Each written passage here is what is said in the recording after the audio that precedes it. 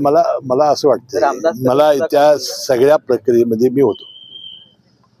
आता आपल्याला ज्या दिवशी अपघात झाला त्या दिवशी त्यांच्या कुटुंबियाची अशी इच्छा होती की लवकरात लवकर सुनेत्रा वहिनींचा हा शपथविधी कार्यक्रम व्हावा आणि त्यांच्या जागेवर आपल्याला पाठवावं अशी त्यांच्या कुटुंबियाची इच्छा होती. आता पवार घराणं हे 3 दिवसांनी आपले सगळे विधी आटोपतात.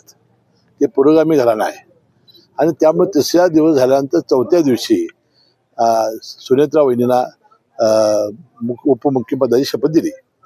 आता मला एक सांगा, प्रफुल्लभाई पटेल अनेक वर्ष पवार साहेबांच्या बरोबर त्यांनी काम केलेलं आहे.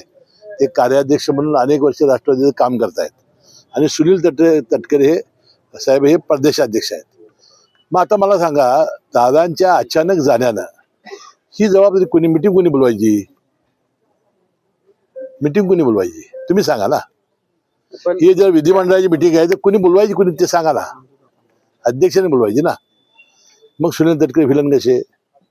राष्ट्रीय अध्यक्ष त्या आदेशाने बोलवायची. मग प्रफुल्ल पटेल हे विलन कसे?